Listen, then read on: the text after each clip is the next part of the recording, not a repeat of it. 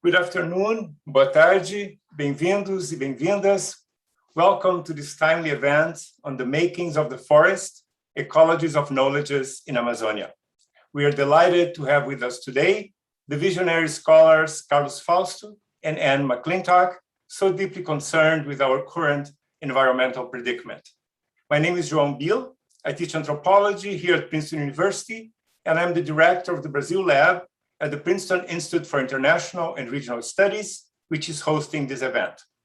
We are grateful to the Museu Nacional for helping with the organization of the colloquium, and also to the High Metals Environmental Institute, the Department of Anthropology, the Program in Latin American Studies, and the Department of Spanish and Portuguese for their co-sponsorship.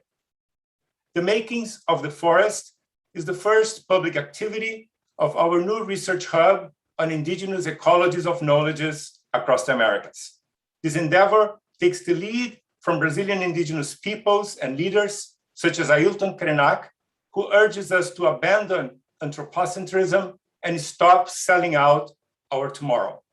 Instead, we shall harness human, non-human alignments that can counter our civilizational modus operandi, which, as Krenak puts it, suppresses diversity and negates the plurality of forms of life and existence. Our keynote speaker today is the world-renowned anthropologist Carlos Fausto, who has been working with Amazonian indigenous peoples for over 3 decades and is at the forefront of the lab's new initiative. Carlos is a professor of anthropology at Brazil's Museu Nacional and a Princeton Global Scholar. A prolific author, Carlos published 2 classic monographs in Portuguese, Os Índios Antes do Brasil and Inimigos Fiéis, and wrote 2 trailblazing books in English, Warfare and Shamanism in Amazonia, and the recently published Artifacts, Image, Agency, and Ritual in Amazonia. Keen to collaborative research and an engaged public intellectual, Carlos has also credited 4 major collections on ritual, social life, economics, power, and the poetics of Amazonia. As a filmmaker, Carlos collaborated with various indigenous groups in Brazil, particularly with the Kuikuru, with whom he developed alternative knowledge-making projects, including the training of indigenous peoples in documentary filmmaking and ethnographic research. Carlos's films with the Kuikuru, most notably Hyperwoman, won multiple international awards. We are most fortunate to have the extraordinary McClintock as a discussion today.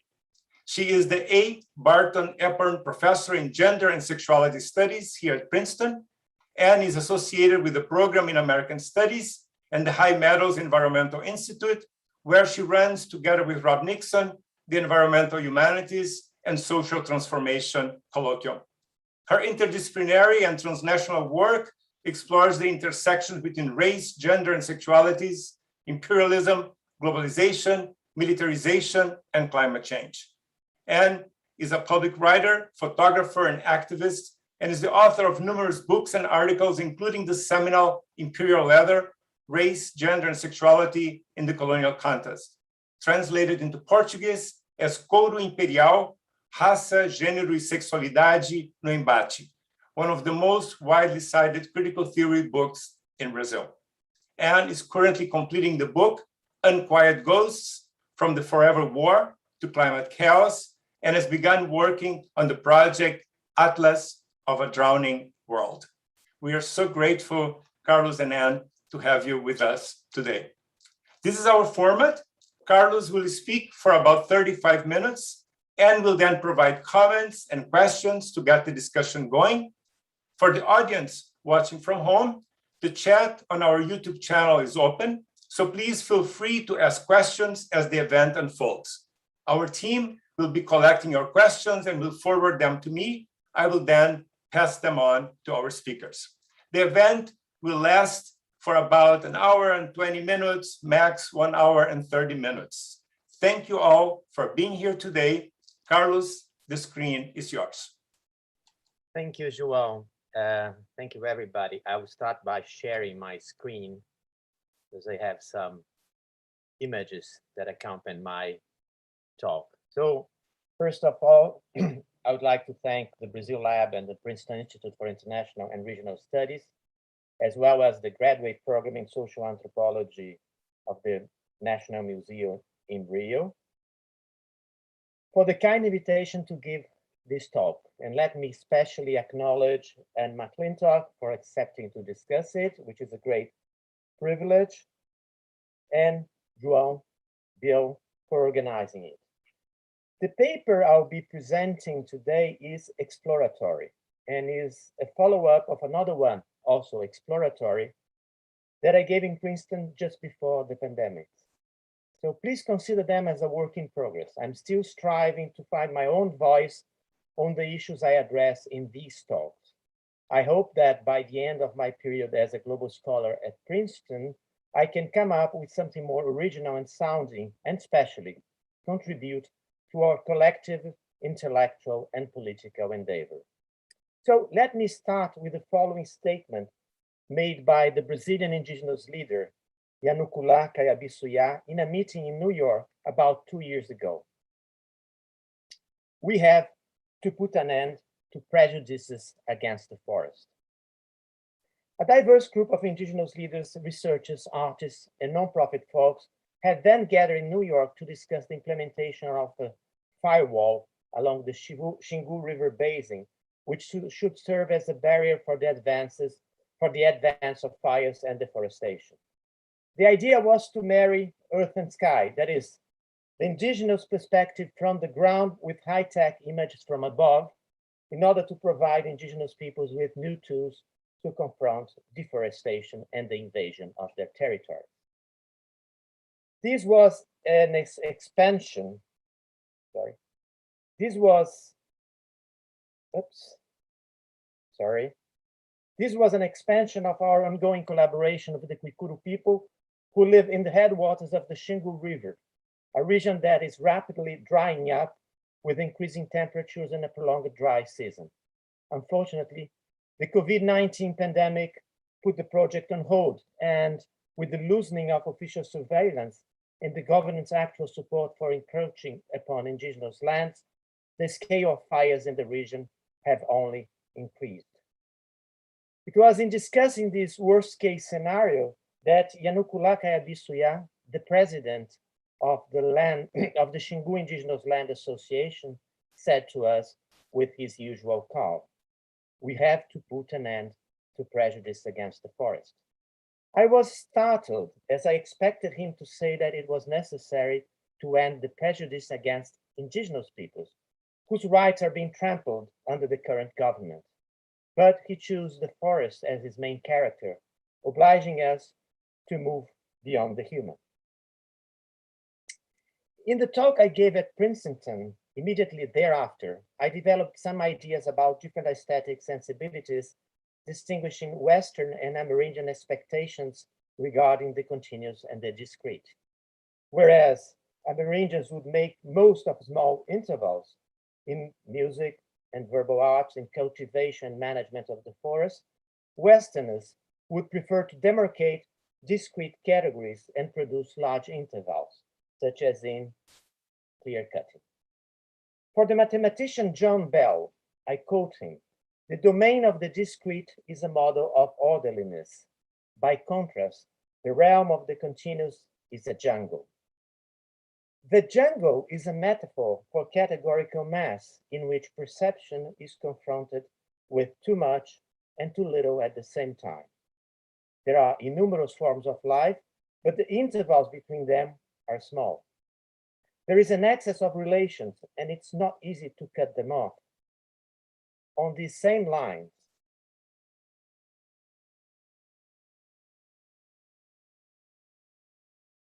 the filmmaker Werner Herzog affirmed in the documentary film Burden of Dreams that the Amazonian forest, I quote, is a land that God, if he exists, has created in anger. We have to become humble in front of this overwhelming growth and overwhelming lack of order. Indeed, for non-forest dwellers, the rainforest is a mess, in face of which one can be either humble or perverse, succumb to its forces or burn it to the ground. This sensibility has a long history in Western metaphysics. As the philosopher Michael Marder puts it, and I quote him, "The excessive proliferation of plants surpasses the frames of philosophy, incapable of encompassing this immoderate and immeasurable production and reproduction of life." Too much life to think with. Our concepts cannot tame the forest which keeps escaping our frames of mind. For it to be thinkable, it seems necessary, as Heidegger suggested, to open a clearing. And it's quite ironic that even Heidegger, who liked to think in a forest, resorted to the image of a luminous glade in order to unveil being. Could we possibly think in and with forests without opening a clearing? If so, what sort of thinking would it be? After all, as David Kopenhauer says, our words, I quote, "Our words as inhabitants of the forest are very different." If forests are seen as a mass, what would be our model of orderliness? Oops. As some scholars have been pointing out, Western relations to animals and plants sprang from a domestication process that took place in the Middle East and spread through the Mediterranean area thousands of years ago. In these regions, domestication came to imply a strict and continuous control over animals and plants, which led to the production of large intervals between wild and domestic species, in clear contrast with the Amazonian case. This model of domestication thrived alongside the sovereign control of peoples and forced labor. And according to the anthropologist Anna Tsing, it is at the foundations of the so-called plantation model, which would be the hegemonic form of, I quote her, today's domestication complex. The plantation cuts the networks of multi-species environments in order to produce a new space completely dependable on human management. A plantation thus requires the disentanglement of multiple forms of life and its reduction to a small number of isolable and controllable relations. Plantation making implies a reduction from complexity to simplicity, which makes the complicity characteristic of tropical forest a target of prejudice. So, plantations are clearly made by human action, but what about forests? Are they made too? And if so, how and by whom? So next section is called Making Forests. Since the beginning of colonization, the Amazonian rainforest has been depicted either as a green hell or a paradise, as a place of hunger and scarcity or a bountiful source of richness. Although opposed, these images share a vision of the forest as an entirely natural fact, in face of which its inhabitants can only adapt to the existing circumstances. This was the hegemonic image in Amazonian archaeology from the 1950s to the 1980s, Betty Maegers being its most vocal author. For her, the region was a counterfeit paradise that imposed strict limits to cultural development. Whereas elsewhere humans had radically transformed their environment, in Amazonia they would have bent to the force of the forest and adapted to its limitations. By the end of the 1980s, a new approach based on the idea of environmental management started to replace the adaptationist model. Indigenous peoples came to be seen as actively transforming the landscape. One of its major exponents, William Ballet, coined the expression cultural forests, subverting more usual qualifications of Amazonia as a pristine or virgin forest. The latter invoked images of untouchability and purity, whereas the former, cultural forests, highlighted the role indigenous peoples might have played in shaping Amazonian environments. As the archaeologist Clark Erickson forcefully puts it, and I quote him, Through their long-term historical transformation of the environment, humans created what we recognize and appreciate as nature in Amazonia. Though the perspective of through the perspective of historical ecology, we see that nature in Amazonia more closely resembles a garden than a pristine natural wilderness. Rather than adapt to or be limited by the Amazonian environment, humans create, adapt to or be limited by the Amazonian environment, humans created, transformed, and managed cultural or anthropogenic human-made landscapes that suited their purposes. Past human activities came progressively to be seen as having had a positive impact on Amazonian present floristic and soil composition. From mere passive forest dwellers, indigenous peoples were reconceptualized as active shapers of the environment and also biodiversity enhancers. This change provided them with an important political leverage. Their traditional ecological knowledge, so-called tech, could then be appreciated as an alternative to the plantation model. As Watling and colleagues recently wrote, with a quote, "If we are to preserve Amazonian forests, we need to learn from past indigenous land management practices, which were able to sustain large populations without depleting the forest." Most scholars subscribe today to the idea that Amazonian forests were made and even enhanced by human action. The current debate turns around the scale and distribution of this making. How intense and widespread was the indigenous impact on the forest? Some authors circumscribe it to certain zones where evidence of past occupation and the transformation of the landscape are most visible. Bush, McMichael, and Piperno, for instance, maintain that human impact was only relevant along major watercourses and seasonally flooded environments. In never wet interfluvial areas, which constitute the greatest part of Amazonia, it would have been minimal. This zoning reiterates, though in a more nuanced way, the classic distinction between várzea and terra firme, expanding the first category to include the transitional zones between the rainforest and savanna-like vegetation, both to the south and to the north, where we find extensive earthworks, such as in the Upper Xingu, in the Llanos de Morros in Bolivia, on the Marajó Island in the lower Amazon, in the coastal plains of French Guiana, to cite a few. These are well-accepted examples of landscape domestication and even landscape engineering in the region. In contrast, other authors suggest that though most evidence of human management comes from the areas referred above, this results from, on the one hand, the near absence of studies in the interfluvial zones, and on the other, from the focus on certain activities like swidden cultivation or earthwork construction. Such limited focus would have prevented us to capture the subtler and more diversified strategies of making a living in the forest. Instead of looking for relative large-scale deforestation, attention should be drawn to long-term traditions of agroforestry, which articulates different spaces, from the village to the nature forest, passing through home gardens and fallows in different stages of regeneration. The debate on the scale, distribution, and intensity of human impact on the Amazonian forest remains open.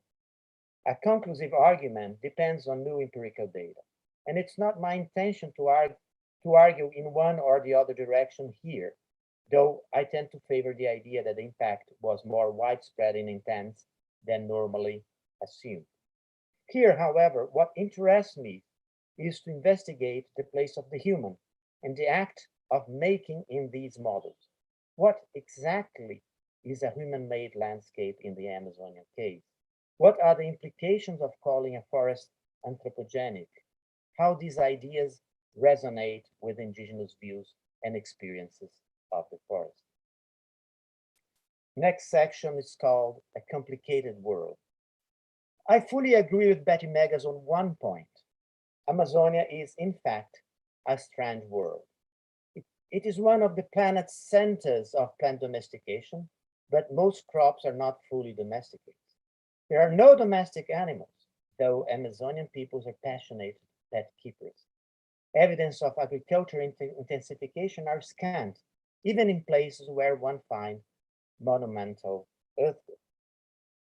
So let me take as an example the so-called geoglyphs of Acre State in Brazil, which have been revealed by deforestation in the last decade.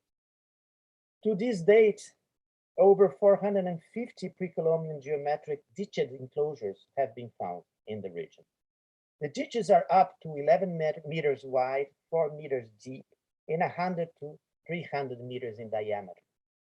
We know little about them, and less so about their builders. The enclosures were mostly built between the beginning of the Christian era and the 13th century, but we still don't know for what purpose. Since they show no signs of continuous occupation, archaeologists interpret them as sporadic ritual spaces, fulfilling some unknown ceremonial function. Paleobotanic studies suggest that during the roughly 1500 years of geoglyph building in the region, the bamboo-rich forest was partially replaced by palm forests, which may indicate the human selection of useful plants. The discovering of these geoglyphs invoked, once again, images of socio-political complexity. As usual, the media interpreted these findings as signs of a lost civilization buried in the jungle, even if to this day we do not even know where their builders lived or what they cultivated. So what sort of complexity can we read in these magnificent earthworks? Are they the signature of a process of development through which Amazonian societies passed from the simple to the complex? Discussions about levels of socio-political complexity in Amazonia before the conquest dominated a good part of the anthropological and archaeological agendas for decades. Now it's time to put them aside. Complexity is often associated with images of civilizational progress and defined by a package of stereotyped features such as paramount chiefs, socio-political hierarchy, worship of deified ancestors, intensive food production, long-term storage, even extensive trade, tribute, you name it. Instead of talking about complexity, I propose we talk about complication. Both words have the same etymology, meaning folded together, but they do not invoke the same meaning. Shirley Strum and Bruno Latour propose a distinction between complex and complicate, which I find useful for our discussion today. Strum is a primatologist who documented with finesse the intense and chaotic interactions among baboons. Latour expanded her view of baboon sociality to the human world.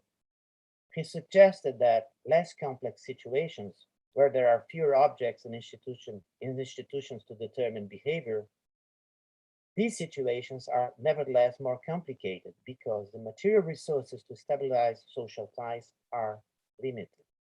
That is little beyond what is inscribed in bodies and can be realized through immediate social skills. As a consequence, relationships must be negotiated with more intensity and frequency than where interactions gain material support and tend to become institutionalized. So the former situation is a more complicated one, although less complex. This idea can be applied, for instance, to a collective that includes other than human actants, to use Latour's jargon. For instance, the Nucac of Colombia are mobile people who make their camps in areas of resource abundance, which are the product of past human activity in a given territory. The Nucac's forest is composed of multiple wild gardens with orchards of peach palms, where not only humans feed, but also monkeys that in turn are hunted by humans. In these same camps, the Nucac fell palm trunks to cultivate, so to speak, beetle larvae. Through these activities, they leave a subtle but consistent mark in the vegetation, which is, however, much less visible than the already not so visible succession of fallows resulting from Sweden agriculture.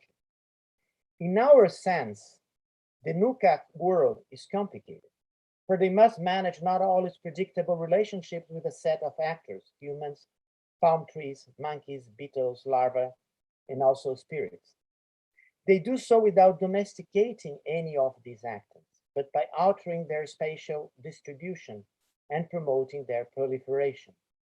As Laura Rival suggests, the Huaurani of Ecuador, whose subsistence pattern is close to that of the NUCAC, should be redefined as food gatherers, that is, people who produce changes in their environment so that they can gather their food in wild gardens.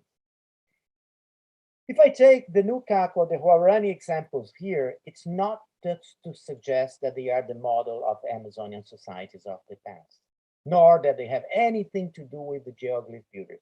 They simply don't. Strum and Latour's distinction between complex and complicated is a relative one. I could apply it, for instance, to the two Amazonian peoples with whom I did fieldwork, the Paracanã, who are very egalitarian mobile hunters, and the Kuikuru, who are sedentary horticulturalists possessing hierarchy and chiefship. In Strum and Latour's terms, the Paracanã are an exemplary case of a complicated but not complex collectivity, whereas the Kuikuru would be just the contrary. This means that, although more complex, the Kuikuru are simpler because their objects and institutions allow them, as Michel Serres would say, I quote, to stabilize relations and slow down the time of revolution. So let me explain my point. My point here is that we have to reshuffle these categories, drawing attention to the complication and the complicity that is at the basis of all Amazonian ways of life. What happens, what happens when we start to think about larger, more sedentary and complex Amazonian societies, such as the Kuikuru and the Xinguanos in general, from the standpoint of complication and complicity? Would they still look the same? How shall we address the complicated simplicity of Amazonian indigenous societies and the complicity between humans and non-humans in the making of the forest? So next section is called anthropism. Here I want to propose yet another move. I believe that the time has come to modulate our overly anthropic view of the Amazon. Most of us accompany the paradigm shift of historical ecology, and for good reasons. Historical ecology gave an impressive contribution to Amazonian studies. Many excellent pieces of research revealed previously unsuspected indigenous footprints in the forest, giving us the impression that anthropogeny was not only pervasive, but almost the defining feature of Amazonia, conceived as a human-made landscape. In so doing, we got rid of the nature-culture divide, but not of human exceptionalism. When I say that we have been overly anthropic, I want to suggest that we need to explore in more detail the modes of interspecific association between humans and non-humans in the rainforest, what I'm calling here complicity. From a post-humanist point of view, the focus should fall on the effective association between different species, including humans, in the production of an ecology of life. In this sense, a domesticated landscape in Amazonia should be seen as less the result of human actions per se, and more as the outcome of the way such actions engage with a multitude of other beings, which also act and react to these interactions, co-producing the forest. And a good example of this consortium is the famous Terra Preta, or Dark Earth of the Amazon, ADE. These are patches of very fertile soils often encountered in archaeological sites, which originated from long-term disposal of organic matter by indigenous peoples. In the last decades, Terra Preta has also been the object of some media attention. In his book 1491, the science writer Charles Mann affirms that, and I quote, "Faced with an ecological problem, They just fixed it. Rather than adapt to nature, they created it. They were in the midst of terraforming the Amazon when Columbus showed up and ruined everything. Along the same lines, a magazine published an article in 2015 with a photograph of an almost naked indigenous man fishing with bow and arrow, topped by the headline, as you can see, "This man-made super soil is how ancient Amazon civilizations biodesigned 12% of the rainforest." We calculate that you find terra preta in about 12% of the Amazon. Well, in these examples, human agency is paramount and depicted as an intentional act based on a previous project. As Marx once said, what makes humans different from other animals is our capacity of acting according to an imagined plan. And I quote a famous passage from The Capital. What distinguishes the worst architect from the best of beasts is that the architect raises his structured imagination before he erects it in reality. But could we describe terra preta in these terms? Is there a sort of blueprint in the mind of people throwing out their garbage? In which sense did Amazonian indigenous people make terra preta? This is it's not only a question of intentionality or consciousness. Morgan Schmidt and I interviewed some Kuikuru friends about the production of egepe, as they call Amazonian dark earth. At least in the present, they know quite well that disposal of charcoal, ashes, bones, and other organic matter enriches the soil. And currently, they actually use these mix in their home gardens. However, to say that they make terra preta is a drastic simplification.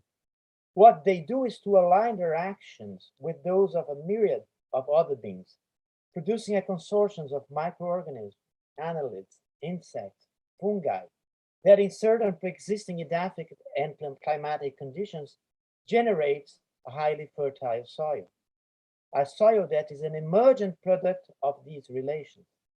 Such alignment intensifies multi-species networks, multiplying rather than reducing relations, in contrast to the plantation or the laboratory model. So it does not come as a surprise that soil specialists failed to produce terra preta in their labs, much in the same way that, as Singh shows, humans are incapable of cultivating matsutake mushrooms. As she puts it, humans, pines, and matsutake, I quote, make each other's world-making projects possible. In this sense, we may conceive the rainforest less as a domesticated landscape, and rather, and I quote again Singh, as the product of the overlapping world-making activities of many agents, humans and not human. So, what is terra preta from an ontological point of view? Is it a natural fact? Is it an artifact, a thing, a hybrid? Can we define it exclusively by the human action of disposing organic waste? How do we conceptualize this thing produced by humans and non-humans in certain conditions of temperature and pressure that additionally would be used in the future by other humans, producing new interspecific associations? Bringing these intricate interactions into focus may help us to formulate far-reaching hypotheses about what it means to make a forest and how we conceptualize the place of human action in this making. Next section is called "The Forest Doesn't Grow for Nothing." There is one more reason to deflate our current emphasis on anthropogeny. Most indigenous people do not see the forest as a human-made environment, not because they cannot identify traces of previous human action in the landscape, but because they do not conceive of the forest as a human domain.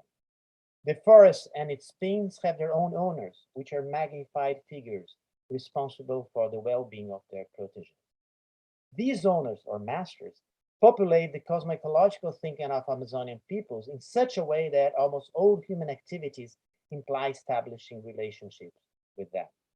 Without this diplomacy and the necessary precautions, humans become prey to disown. The whites, us on the other hand, ignore this fact and act foolishly, destroying the forest. The YMP leader Cassiri Pina explained in the following terms his opposition to the extinction of a conservation unit in northern Amazon. And I quote, "The land has an owner, the river has an owner, the trees have an owner. It was not man who invented nature," published in El País, 2017. Nature was not created by nor for humans, meaning that we cannot dispose of it at our whim. There are always other owners with whom we must deal. Masters of the game, masters of the forest, masters of the river, but also masters of that lake, these palm groves, those rocks, etc. It is precisely because there are so many owners that the relationship with the extra-human world is so intense and demanding, making everything quite complicated. The great Yanomami shaman, Davi Kopenawa, also criticized the whites for destroying the forest. Whites, says Kopenawa, and I quote him, "do not ask themselves where the fertility value of the forest comes from.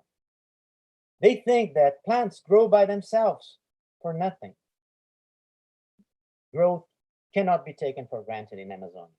Beings do not simply grow. There is always someone who cares for and makes them grow. For the Yanomami, as Kopenawa explains, it is the fertility value that makes the forest alive and abundant. Only shamans can see its image, who is, I quote him, the true owner of the forest." Forests are thus in no sense natural, but neither are they anthropogenic. There is no nature-culture divide operating here, but a question of perspective. What humans see as nature forest is a garden cultivated by a non-human master. When people open a Sweden, they trespass the domus of an owner who may retaliate if not properly placated. There is always the necessity, and shamans are specialists in this art, of taking others into consideration and trying to appease them. Relations have to be managed. You cannot cut them off and simplify the whole operation. Moreover, there is a long-term dynamic that one has to keep in mind. The garden is nothing more than an interval between a past and a future forest. As time goes by, Sweden cultivation converts old forests into new ones. Differently from a plantation, once abandoned, the garden plot does not become a ruin, but a renewed and transformed forest to be. In Kopenawa's term, it preserves the fertility value of the forest. Where we see anthropogeny in the act of opening and planting a plot, Amazonian people see a mosaic in different stages of ecological succession, which becomes less and less anthropic until it turns into a mature forest again. This is forest in the making, but one in which humans are not necessarily at the helm. Last section is called New Ecologies of Knowledge. So, to conclude, let me come back to that day in New York when Yanukovych talked about the prejudice against the forest. As I now understand it, he was referring to its complication, the fact that too many beings are folded together.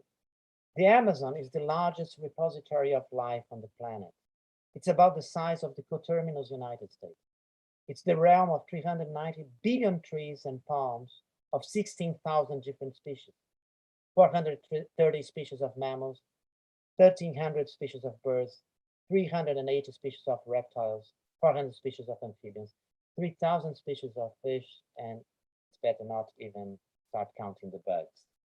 In sum, Amazonia is a tangle of life forms, including human life, and there humanity is also diverse. Despite the tremendous demographic decline during colonization, there are still more than 200 indigenous peoples with their own cultures and language living in the Amazon. This world of mega diversity is in great danger. The plantation model continues to cut through the forest, excluding all life forms that cannot be converted into profit. Plantations alienate innumerable beings in order to maximize the production of a single commodity that enters into the global supply chain: timber, minerals, cattle, soybean, and the like. To confront this model, we need, and I quote Singh again, I'm sorry, we need an alternative politics of more than human entanglement. And I take this to imply the creation of new political, epistemic, and ontological alliances, folding together different knowledge-making practices. I do not mean an epistemological effort to make commensurable indigenous and non-indigenous or humanistic and scientific approaches to knowledge. The aim is not to build a philosophical system, but environments of knowledge exchange across frontiers, based on the assumption that no single perspective will help us escape from our current predicament. We have common matters of concern to address, and we need new ecologies of knowledge that include, to paraphrase Richard Feynman, equations, spirits, morality, satellites, leaf cutters, humans, mania, and many other things. Fuentes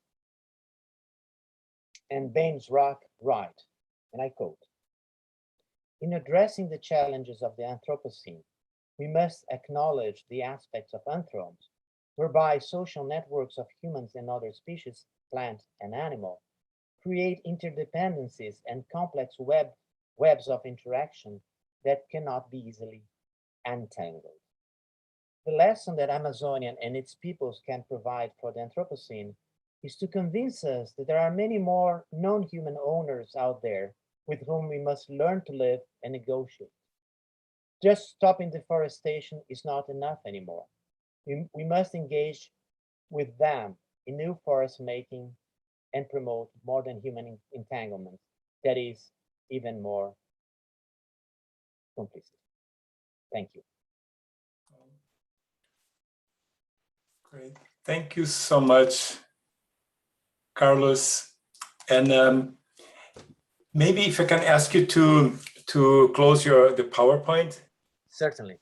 This was incredibly rich and thought-provoking on so many fronts, and incredibly moving too, Carlos. So we are thrilled to have heard your tour de force. So, Anne, the screen is yours now.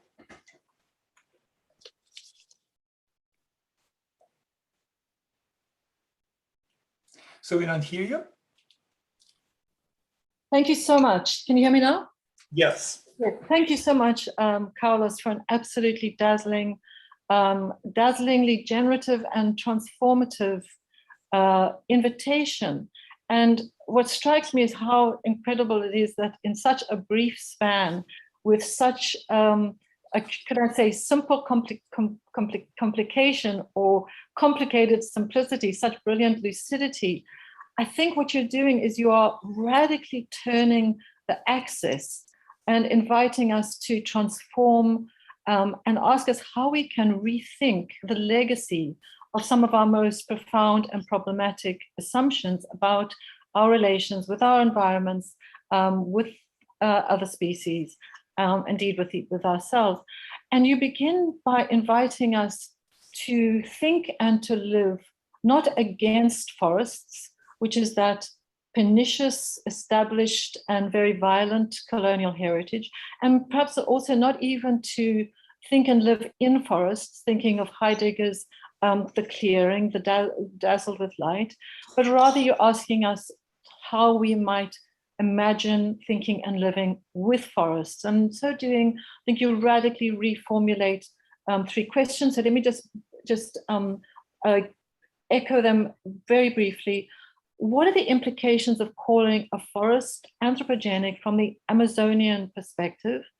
And secondly, you ask, and I wholly agree and entirely persuaded with your suggestion, is how we can actually refuse and also reshuffle the established debates, which is very often a linear progress narrative from the simple to the complex, and instead ask how we can address, and I think here you're really doing something very radical, to address complicated simplicity of Amazonian societies, and at the same time ask us how to imagine a multi-species complicity. So these words of complication and complicity and consortium, you use these words, and I think you do them in so doing with such lucidity. You're really turning the axis of how we've engaged with this problematic heritage. So I think one of the questions I wanted to engage with is questions that I think are implicit in everything you're saying. To begin with the legacy, questions of militarized geographies and questions of property and ownership. I was very struck in your opening arguments about how the colonial depictions of forests as messy, as menacing, as chaotic, as frightening in their lack of order, and that this required a disentangling, an active and very violent disentangling of the multiple into the discrete, this colonial longing for the discrete and for the long interval. And it occurred to me that this in some ways is akin to Amitav Ghosh, what Amitav Ghosh calls the great derangement. And I'm thinking of it in two ways: as a radical, the great derangement as a radical detachment from the environment. It's this hubris, and he talks about the hubris of creating the great maritime imperial cities on wetlands. And wetlands too, I hope we can talk about deltas as well. Wetlands were also so unsettling to colonials in their messiness and their fluidity and their inability to be categorized.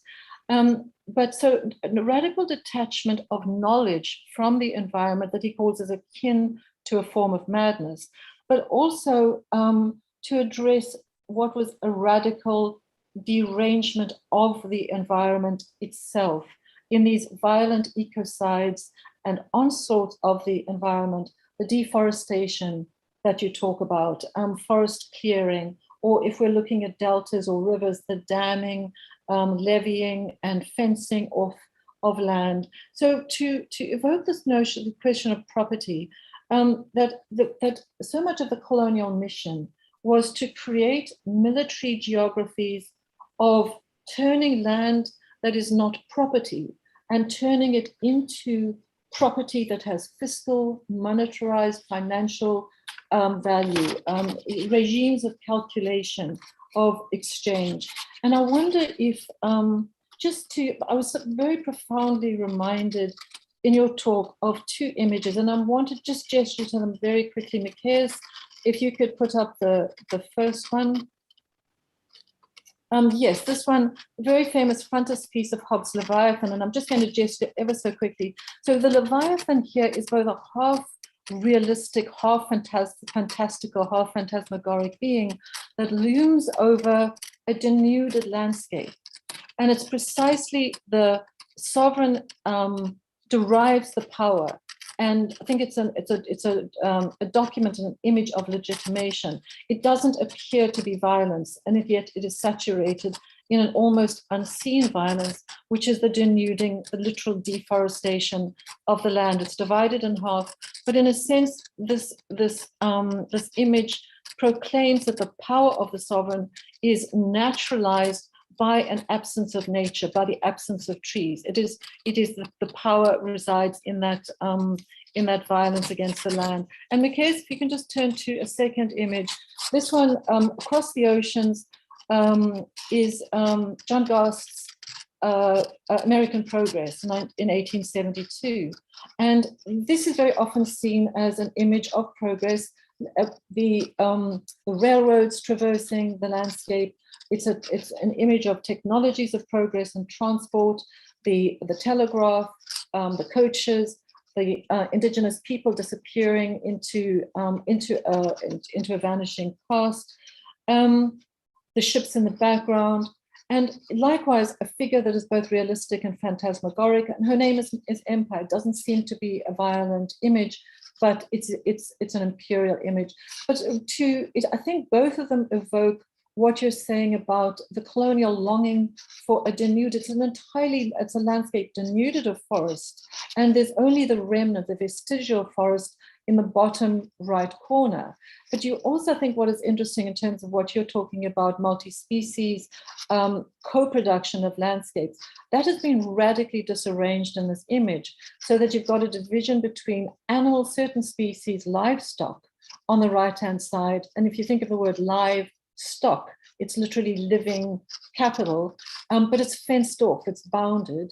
And on the left-hand side, you've got what is game, what would become fair game. So there's that the species are being divided and categorized. And I think, again, it's a military geography. The figure in the center is called empire. So one of your great, thank you, Maegers. I think one of the insights that your piece leads to is how the violence of colonialism was a violence of fixing and forgetting.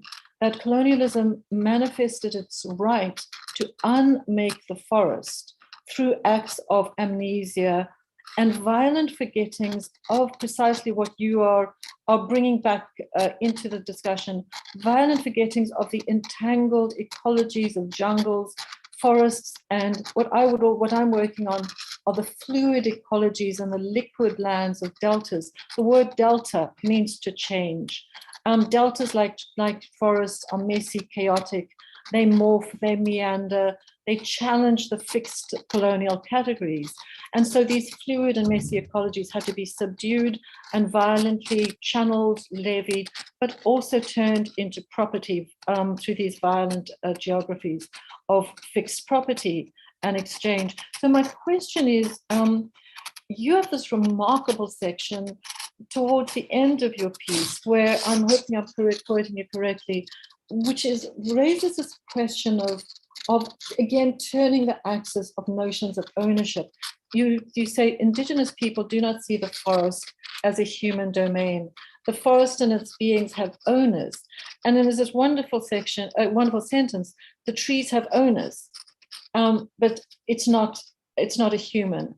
And so I find this absolutely fascinating because Western notions of ownership are so freighted with this long history of ownership as entailing this the property relations. And it's so, the notion of ownership is so burdened with assumptions about power and social hierarchies, which is so I would wonder if you could turn the axis.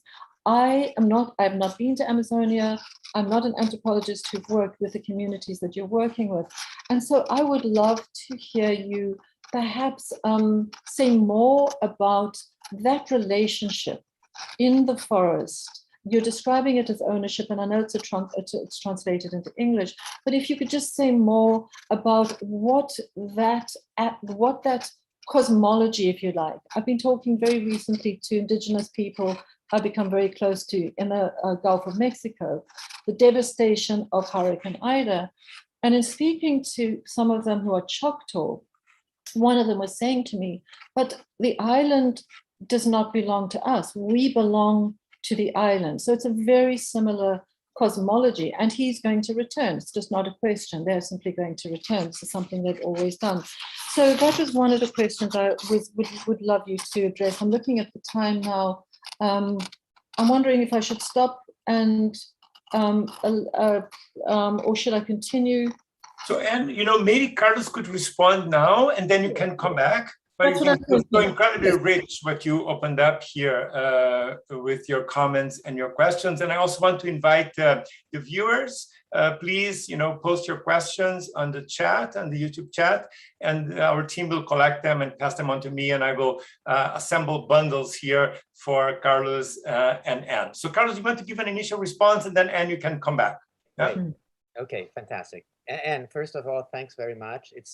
I don't know if I can answer it because it's you kind of gave another panoramic view of the possibility of reading this material in tandem with what I have said. And so it's kind of to think with you. I say more than responding questions.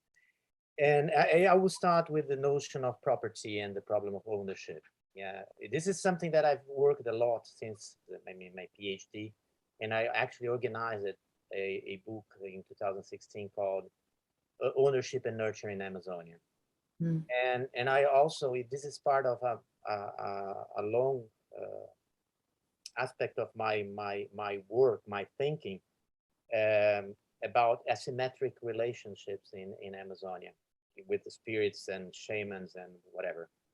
And then you have this category, which we translate, I mean, not I translate, I mean, the indigenous peoples in general translate as owners, but it has nothing to do with the property relation model.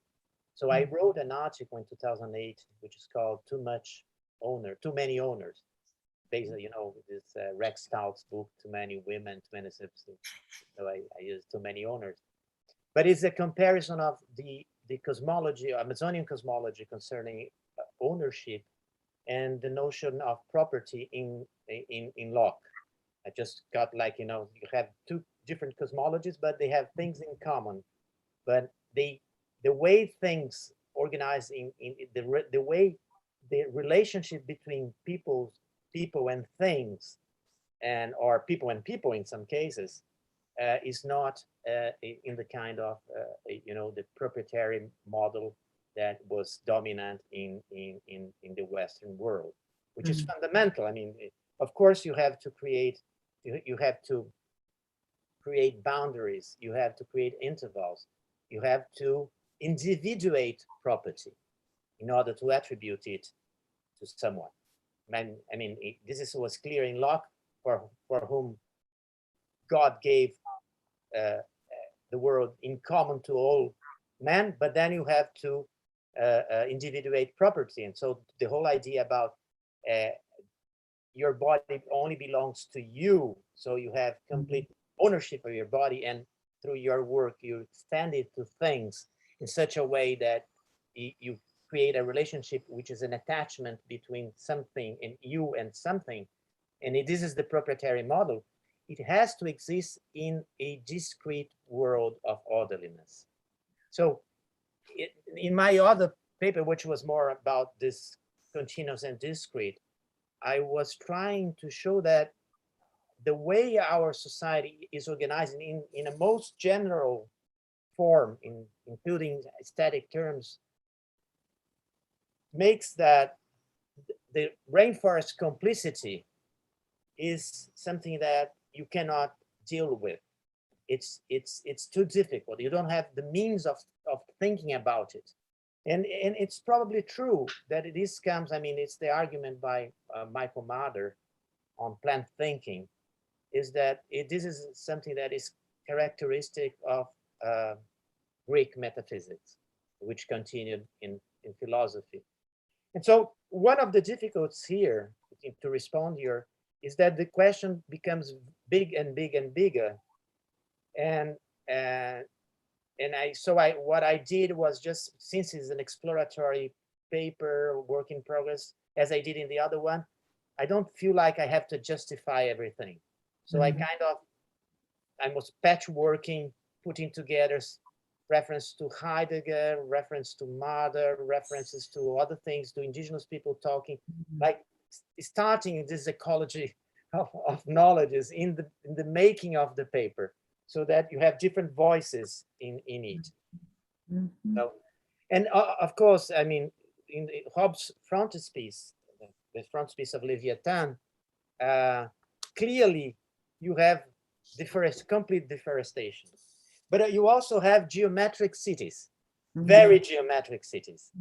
So you see that, and spaces that are separated, clearly separated. It's a wonderful example of this kind of even aesthetic sensibility. I think it's also, I mean, if you think about the place that categories have in Aristotle's thinking about multiplicity, how you have one and many in the world, basic question of ontology, categories have to be discrete. You cannot mess around. Of course, you have a tradition in, let's say, dialectics, that you have different ways of thinking about it, but within Western philosophy. But basically, I think that the idea that the continuous is a jungle is a very strong element of our whole thinking. And I think as well that this is more than a colonial legacy, in a sense that colonial, if you think as a period of South American history, it is part of the construction of the way you have come to think about the relationship with other beings. It's a confluence. I mean, if you think about Genesis verse 26:1, the one that God makes us in his image and command that and say that we have to command on all the animals in the, it's a perfectly example of how anthropocentrism comes together with anthropomorphism. So one of the things that I was trying to do here is also to put in, to relativize the place of the human in this whole scenario, because we did, and I'm still convinced that this is important, but it was politically also very interesting to attribute a lot of activity to humans, in the case indigenous peoples, in terms of shaping the forest. But this is, I mean, if we start thinking about what are the consequences in a post-humanist moment in anthropology and elsewhere, but also you don't do justice to the way indigenous people think about it. So I was trying to, and it's clear that, I mean, I think this idea of owners or masters of parts of the land, etc., is clearly an effective instrument for political resistance, especially in the Andes. If you look at the whole concept of Apus, the mountains, the peaks, the top of the mountains, and you have even, Marisol de la Cadena says in a passage where she quotes of the former president Alan Garcia saying something against, against this Apu. This is mystical. This is just myth. They think that these things are sacred. We have to finish with this thing, these owners of the environment. So I thought it was important to also get into the, not that much, but in this case of a response that indigenous peoples are giving to the destruction of the forest by white invaders. So Carlos, can I just jump in here and maybe connect you with Anne and bring in some questions that are coming from the audience, as a way of pluralizing, multiplying the voices here, but as an invitation for Anne and Carlos to keep talking among yourselves. One question from our wonderful friend and colleague Aparecida Vilaça. She seems to add to the question of militarization, the question of Christianity here to the question of colonial domination and domination of the forest, right? She says, according to the Genesis, God is the creator and also the owner of nature, which are the implications of an idea of a unique owner as opposed to the multiple owners of Amazonia forest. So it's a militarized, as Anne said, but it's also a Christian kind of mindset, right? And then I think, Carlos, you ended your talk talking about the environments of knowledges and exchange across frontiers. And I will just, my question, I think, is more on the ethical political, but the contemporary ethical political. For thinking that this indigenous peoples, these ways of knowing, these ways of relating to nature, these ways of making forests, the complicity that you mentioned, is being pressured, right, by neo-colonial plantation models. The frontier mindset is on steroids in Brazil, similar to the one that Anne showed in the 19th century. We see it on steroids in the 21st century in Brazil. from 1% of deforestation in the 1970s. We are close to 20% of deforestation now in the Brazilian Amazon. So when you talk about exchanges across frontiers, so think about this encroachment of the frontier, right? So we see that the trees are standing where there are indigenous communities, where land is granted, constitutionally granted to indigenous peoples. We see legal efforts to try to cut back on new demarcation of lands for indigenous peoples. We see that happening at the legal level, right? This disenfranchisement of constitutional rights of native peoples in Brazil. But we also know that the products, the commodities of this deforestation, of the plantation, you know, a lot of it comes back to Brazil.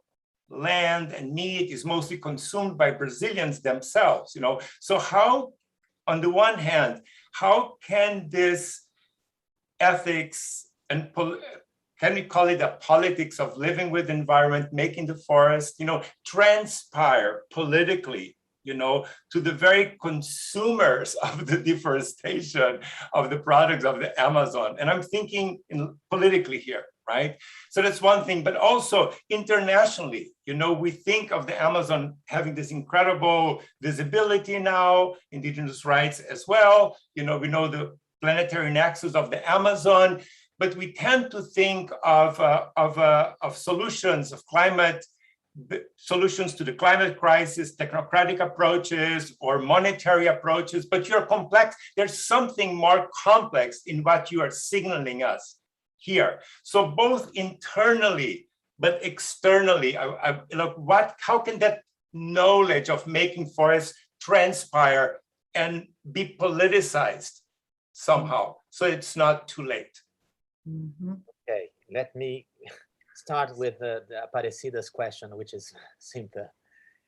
Well, I think this is a great transition from conversion when you have just one owner, God. But it was not a transition that, I mean, it's contemporary.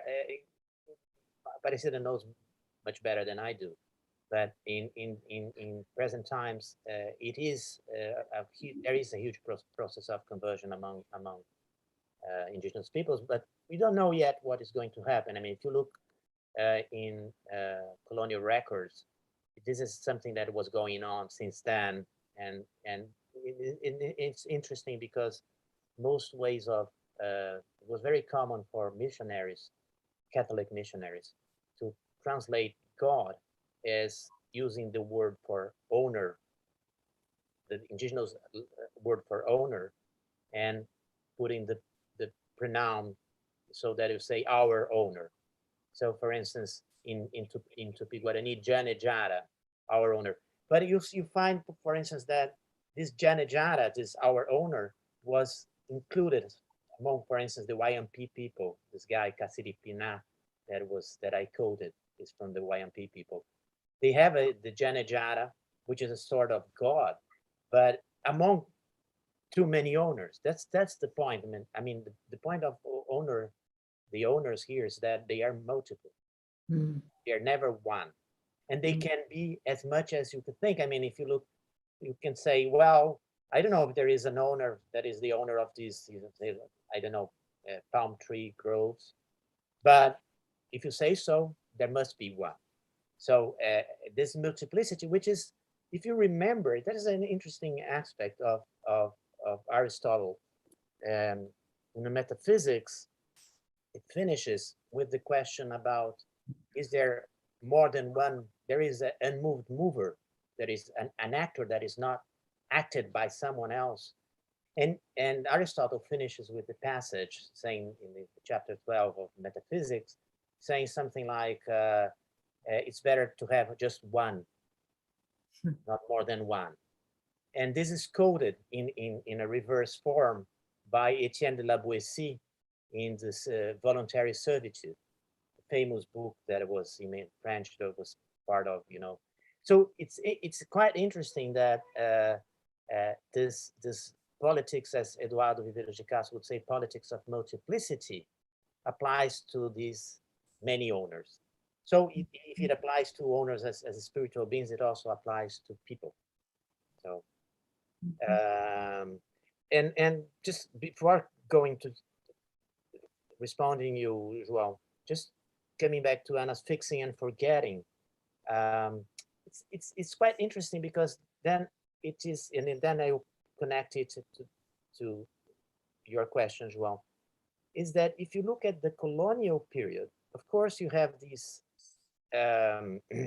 these forms of individuating property, of creating great intervals, but at the same time you have extractivist activities. So the rubber boom, which was violent, terrific, and it was the moment that the Amazonian forest was totally connected to the global economy. But it was organized in a way that it, in a sense, it mimicked the way the environment was existed. Like so, the hydrography, the plants that they would explore. So it is, in a sense, different from what it starts to happen when you have this great clear cuttings, as we see now in the plantation model.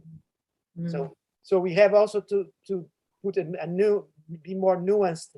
And there is great discussions about, there is this incredible missionary, Catholic missionary that wrote an incredible work during, I don't know, 15 years that he was in prison after the Jesuits went into disgrace, and João Daniel.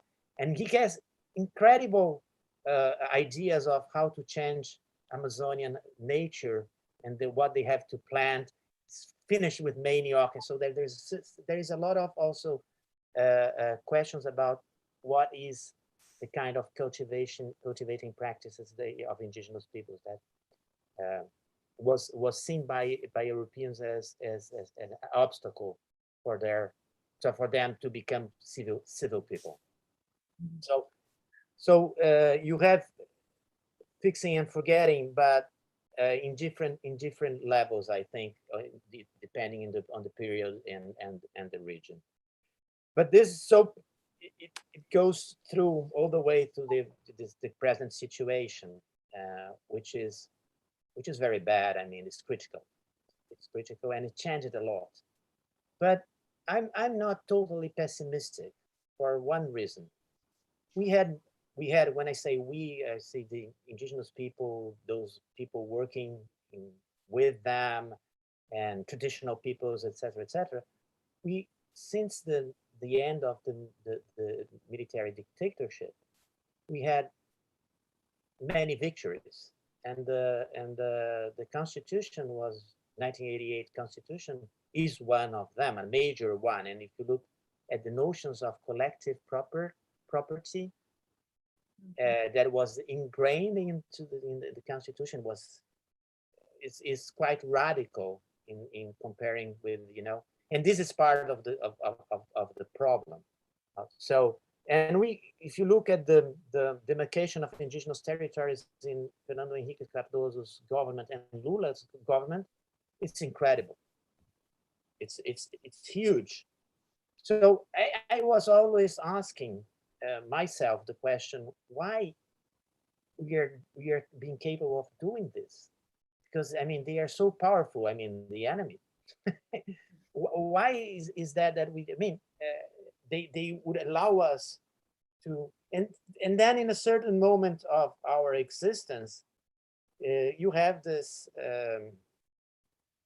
setback. I mean, it's so I think that there will come a time that we are going to again take the helm. But the problem is that we're in some parts of Amazonia, and especially where I work, we are already facing the tipping point. I mean, the tipping point is not something that will happen once and for all. It will happen many times in many different places, and it's happening now in this region of eco zone between the savanna and the rainforest, and we can see clearly. It's really fast. So what I'm the problem will be to undo this process will cost a lot of money. And that's why I say we have to start making forests. But making forests means understanding also the entanglement that it represents and the kind of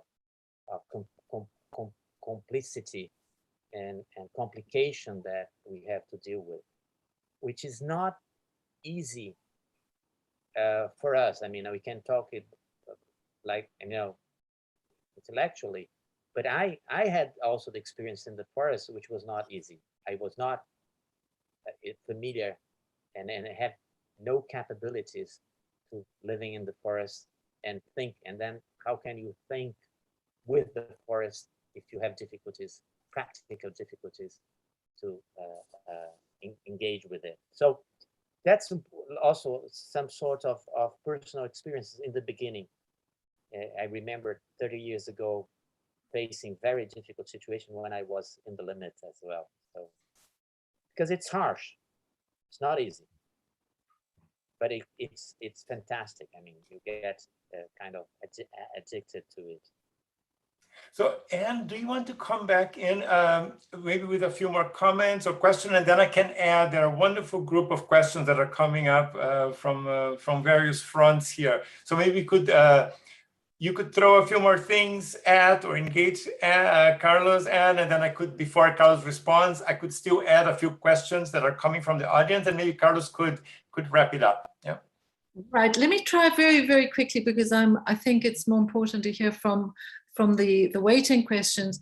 But I would hate to leave the conversation without acknowledging what I think is really an incredibly brilliant contribution, Carlos, is that you're asking us to reimagine this hold of ideas of cultures moving from simple to complex. And I think instead you offer this really very radical suggestion that in a world that might appear to be more simple because it's less managed, less controlled, there might be more need to negotiate.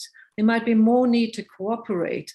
And so in fact, there might be more need for quite elaborate and sophisticated social relationships in a world that might appear not to be as complicated with respect to object. And it just occurred to me, I'm just going to throw it out very quickly for another discussion, that I've been reading just coincidentally similar ideas beginning to come in from different quarters, looking at monumental land forming. I'm really interested in oyster mounds, and I think they're fascinatingly connected with what you're saying, because they, for most of a sort of archaeological history, they were seen as just piles of refuse. And now they're being read as the first intentional land forming monuments, where people gathered. And I think it connects very much with what you were saying. They gathered in seasonal rituals, and they weren't from highly hierarchical societies, but they built these extraordinary structures, some of them 2 miles long, and they had apparently ritual relationships with respect to celebrating time. And I wanted to end with my question with time. So oyster mounds, people are looking at mummification, and there's recent, just literally this week, discoveries that early mummies were, the sophisticated knowledge of the body, the anatomy, seemed to be exactly akin to what you're describing. Societies that were hunter-gatherers and yet had this astonishing knowledge of how to mummify children and bodies.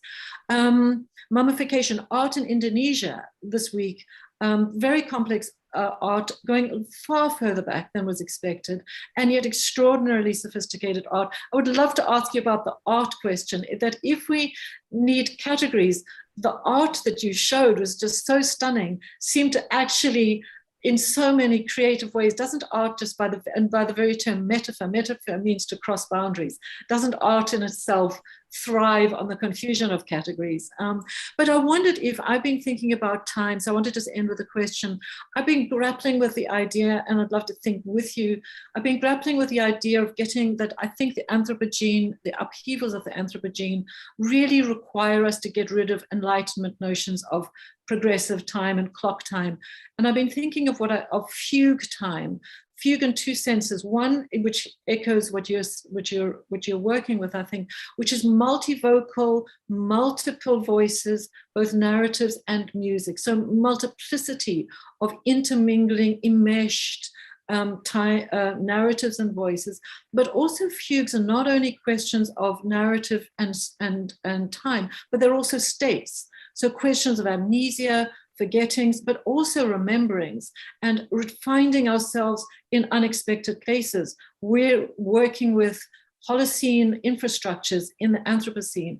So I'm really trying to understand why I feel we live in fugue times, in these times of interlocking. I'm not interlocking, but just the opposite, interbraided, multiple challenges to the other forms of time. So my question was, is the work that you're doing and thinking through right now, is it inviting you to rethink and refigure and reimagine questions of time? That's a big one. That's a big one, and you know, and Carlos, and you have to master the art of condensation with the big one, because after you respond to Anne, we have a wonderful cascade of questions that I will bundle together, and then you will have a final. We are in the same. I mean, we are in the same page concerning the question of progress and linear time. I mean, I was rereading Adorno and Horkheimer. It's 2 days ago. I mean, the dialectics of enlightenment, and the question is there. I mean, the whole question about time and progress, and what we do with this is there. That's why I'm trying to reshuffle complexity, complication, etc. Is to get rid of this, because it's too strong. I mean, it's something that you fall into it without wanting to. I mean, if you're going in the different directions, something, then you kind of. So I'm certainly have to think about in this idea of fugue times and understand it better. I mean, I read your piece, beautiful piece with all these images, and when it was about fugue as well. And so I would have to understand better what it's going, what it can add to the kind of reflection that I'm trying to advance. But certainly, I mean, time is the central piece of and we are talking all the time about time. When talking, I mean, when I say that Sweden's are intervals between two forests, we are talking about time in a certain circularity of time, but not so circular. I mean, if you look at this diagram, it seems that is something that, you know, is a circular one. It's more complicated than that. It's perhaps you have scapes, you have different ways of and then there is, you have forgetting us, because this is fundamental. I mean, I've been discussing that with colleagues that are more natural sciences, working as botanists and in this historical ecology paradigm. And they asked me, but you know, all the forests are anthropogenic. I said, for the indigenous point of view, no. After a certain time, it's major forest. It's new forest. I mean, and what you do, I mean, you just forget about it. You have to forget. Forgetting is fundamental to reconstruct the landscape. And sometimes you live in a mound that some people in the past has constructed, and you know nothing about it. So you also have levels of time, like layers of time that you find in archaeological perspective, which are together. They are contemporary and contemporaneous, and you have to work it out. I mean, so time is something that I will have to deal with, and I would, if you have something more for me to read about, I mean, please send it to me.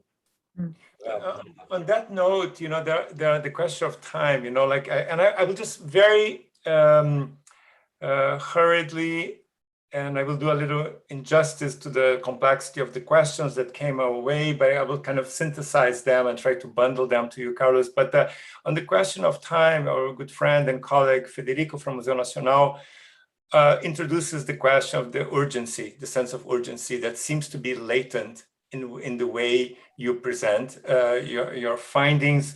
and Federico asks along the lines of what I ask you as well, what are the conditions of possibility, to put it very simply, for the resistance to the plantation? What are the conditions of possibility for resistance of plantation in this time of urgency? Okay, keep it there. Mm-hmm. Then, to complicate things further in a fascinating way, from our colleague Bruna Franchetto, where are female women in all this cosmosphere that you so amazingly outlined and invited us transformationally to, right? So what a woman, female in this cosmosphere. And then we have a series of questions which deal with the frontier mindset, or the progressive time that is there as a kind of a nemesis, as something that you are thinking against, but it's encroaching upon this relational multiple forest that so poignantly outlined to us. The question from Carlos Salchuk from University of Brasilia. You emphasize, the indigenous practice and the plantation. What would be the role of the varied Amazonian peasants in this model? What would be discussion on domestication look like let's say, in a less polarized scenario? And I think that question, and for the viewers, there are over 20 million people living in Amazonia outside of indigenous lands, so the many in urban spaces, but many, in settlements, et cetera, not to mention the plantations. So the question of the peasants, the colonos, they are, and I think that goes with the question that Lucas Prates, our own Lucas Prates from Princeton, asked, how can we ontologically evaluate actants in this environment that you outline according to dichotomies such as good versus bad, right? In this plantation model, soybean model, how do you think about, the ethical or good and bad here? I think from the perspective of maybe the poor colonos as well. And from Guilherme Fagundes, also in this frontier, it's so fascinating because we cannot not think of what's in the border outside of the forest, which is encroaching upon it as part of the analytic that you're forcing us to articulate, right? So the question then of the clearings, not just metaphorical clearings like Heidegger, right, for the being to emerge, but the role of fire, Guilherme Fagundes asked, for example, how can we think different, can we think differently of technologies that riverbank or quilombola communities bring to the border of the forest, to the clearing, not just from the perspective of deforestation? All right. Hard work. Okay, but this is good. Thank you very much for the questions. I will try to answer them in a condensed way. But first, so I'll start first with Bruna, with the female, where women are in this scenario. Well, actually, if the question is about the owners, in fact, depending on the group and in the region, owners are called owners. This is the translation that they do. I've worked with these different words in different languages and worked a lot on this. But there is also, you have master as a good translation when it's an intangible thing like music, a master of music or something like that, more than an owner of it. But you also have mother of. So for instance, among the Munduruku people, all the owners are called mother. And it is one of the things is that this idea of owners is a device that permits indigenous peoples to simplify a series of ecological relations that has to do with generation and fertility. That's why mother can also appear there, but it's not that common.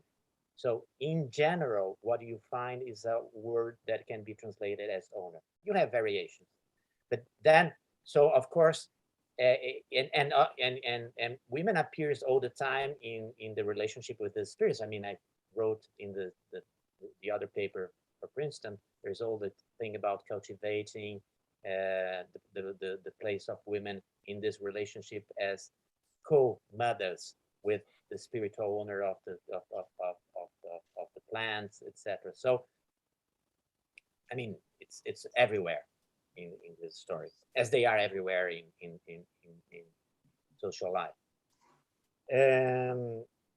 Times of urgency. No, there is a question about where to integrate so-called peasants, but I would call traditional peoples of the Amazon to include, which includes indigenous peoples, river dwellers, caboclos, and different forms. In general, people that came to the Amazon from other regions, not indigenous people that came, migrated there during the rubber boom or other extractivist period. And exactly because they had to face and to share the practical engagement with the forest that they learned in a sense with indigenous peoples, there are many practices that are common to them as well, but with different mindsets. But so I think we can now also for political questions think about it since Chico Mendes as a set of people that have common matters of concern. That said, I'm not a specialist on river dwellings. I met many of them because I stayed in their places of traveling up the Amazon. But so I'm not the best person to talk about them. I mean, I have been all these decades working in the villages and with indigenous communities. So my sensibility and my knowledge, this is the perspective, the place where I fix myself. But of course, Carlos, they are part of it. And you were pointing, I think, to the fact that I'm also now sort of working with a sort of not still another great divide, and I have to be more nuanced in this. I think you are correct, but it's difficult to think if you do not categorize in different places. This is the orderliness of the way we think, but I'll try to incorporate a more nuanced thinking about the frontier, and also it has this, as Lucas Prache said, there is the ethical question, and here I think what I have seen about indigenous peoples comparing to river dwellers since the 1980s is that in general indigenous peoples have a better life conditions than the river dwellers. So we are talking, I mean, they are subaltern people, and so one of our obligations as anthropologists is to identify with them and have an ethical relationship with them and very careful. So I think it's not a question of good and bad, and then it's not also a question of good and bad. I mean, I'm one that I'm criticizing opposing the plantation, and I'm being probably too Singhian. I mean, adept of Anat Singh's writings, but it's the impact that her writing had in me when I started to write this. But in a certain moment, we get to, I mean, get rid of part of it, because it's also, I mean, a certain perspective on the issue, which is great. But as I said, I want to, after this period as global scholar, to come up with something more original, which is still, I mean, I'm patchworking with different ideas, different people, very eclectic, in a very eclectic way. Well, times of urgency and frontier mindset. Well, of course, this is a time of urgency, and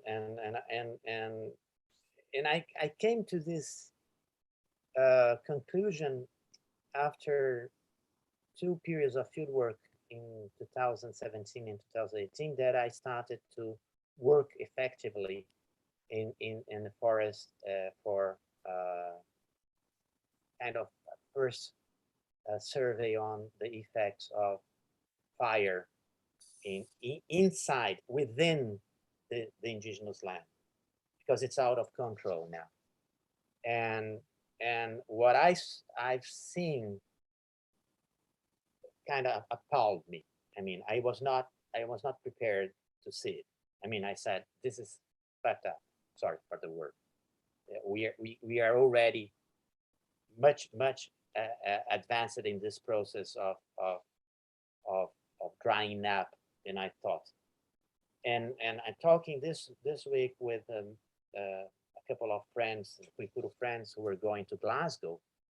They said to me, because I also have a project with British Museum, which is about material culture, and so I said, oh, look, we have to do this little short films for the British Museum about you know, fish traps, how you do it, how you construct, where you collect the fiber, and then using it. They said, well, last year there was not water enough for putting the traps, the fish traps.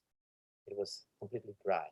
So this is when you see that, you're seeing history in very passing very rapidly on the screen in front of you. So you start having a sense of urgency. Then came the pandemics, which kind of blocked us from acting. I mean, I've been totally involved in struggling and in aiding the Xinguano people to cope with COVID. So, I mean, frontier mindset. This is something that we have to think about, the notion of frontier in Brazil. The notion of frontier in the United States, since Turner, is very well known, and it's very borderlands, and frontier are very important categories in American society. To think, I mean, it's not that important, I think, in Brazil. So we would have to conceptualize what these spaces that we call frontiers are seen from the inside, from these people. Especially because you also have fluid frontiers, because you have rivers, and actually the Amazon, if you look at them, you know, the region, and you really look at the hydrography, even what we call terra firme are wet in a sense. So I think this is why I didn't address, except for these images of the boundaries of the Xingu Indigenous Park. And this is something that also we have to think about, what are the boundaries and the frontier from the perspective of indigenous demarcations. So I don't have an answer. I didn't have I mean, time or the opportunity to think about it.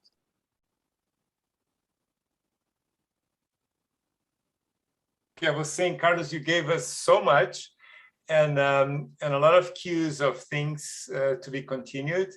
And we thank you so much, Anne, for your wonderful comments, for collaboration throughout the years, and looking forward to future conversations with Carlos, when hopefully he will be with us here at Princeton in the spring. And he will actually be teaching a course which you can pick up on your point, and on art, on insurgent indigenous art, together with our postdoctoral fellow, Maria Luisa Lucas. So we look forward to that and to conversations through that as well. And Carlos, as Anne mentioned, and I second her completely, there's a transformational invitation in what you presented to us today, and we are so grateful to you for your thinking, for your work. And we want to thank you all, viewers, for watching, for being with us. We hope you will be here with us for future Brazil Lab events. Please subscribe to our YouTube channel.